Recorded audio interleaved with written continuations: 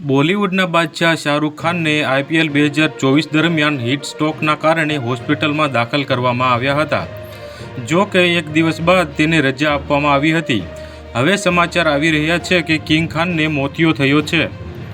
ઝૂમના અહેવાલ મુજબ શાહરૂખ ખાને 29 જુલાઈના રોજ મુંબઈમાં તેની આંખોની સારવાર કરાવી હતી, જ્યાં એક હોસ્પિટલમાં અભિનેતાનું ખોટું ઓપરેશન થયું હતું. પરંતુ હવે શાહરૂખ ખાન વધુ સારવાર માટે 30 જુલાઈએ અમેરિકા જવાના છે.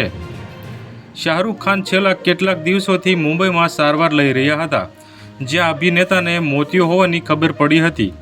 શાહરૂખ ખાનની બંને આંખોમાં તકલીફ હતી. હવે અભિનેતાએ ભારતમાં એક આંખની સારવાર કરાવી છે. અભિનેતા હવે બીજી આંખની સારવાર માટે જવાની તૈયારીમાં છે. શાહરૂખ ખાનના નજીકના સૂત્રોએ માહિતી આપી છે કે સારવાર બાદ તે અંગત કે વ્યવસાયિક કામ માટે જશે કે નહીં તે અંગે કોઈ માહિતી ઉપલબ્ધ નથી.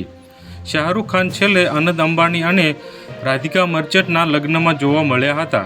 જો અમારા વિડીયો તમને પસંદ આવતા હોય તો લાઈક કરો, શેર કરો અને સબસ્ક્રાઈબ કરવાનું ભૂલતા નહીં.